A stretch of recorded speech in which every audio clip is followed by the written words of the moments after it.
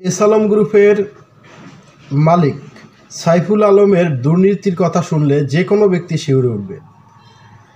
বিগত পতিত শেখ হাসিনা সরকারের সময়ে সরকারের যোগ সাজশে তিনি লাখ কোটি টাকার উপরে বিভিন্ন প্রতিষ্ঠান থেকে পাচার করেছেন বিদেশের বিভিন্ন দেশে তিনি বাড়ি কিনেছেন, ব্যবসা প্রতিষ্ঠান গড়েছেন।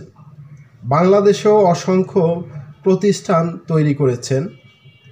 দর্শক, এস আলমের জমি ও কারখানা নিলামে তুলছে ইসলামী ব্যাংক। এস আলম গ্রুপের কাছে ইসলামী ব্যাংক বাংলাদেশ পিএলসি প্রায় 9,948 কোটি টাকা পাওনা আদায়ের উদ্দেশ্যে চিনিকল সহ 11 একর সম্পত্তির নিলামের বিজ্ঞপ্তি প্রকাশ করেছে। ব্যাংকটির খাতুনগঞ্জ কর্পোরেট শাখা রোববার 20 এপ্রিল পত্রিকায় এই নিলামের জন্য দরপত্র আহ্বান করে।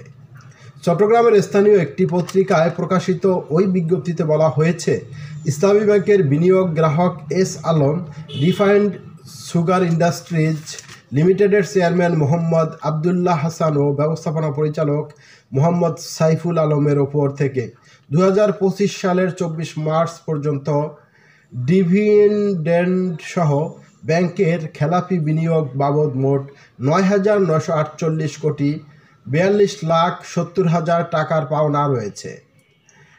এই পাওনা আদায়ের জন্য অর্থ ঋণ আদালত আইন 2003 এর 12-3 ধারা অনুযায়ী বন্ধকি সম্পত্তি নিলামে বিক্রয়ের ব্যবস্থা করা হয়েছে। দর্শক, ভালো থাকবেন। আল্লাহ হাফেজ।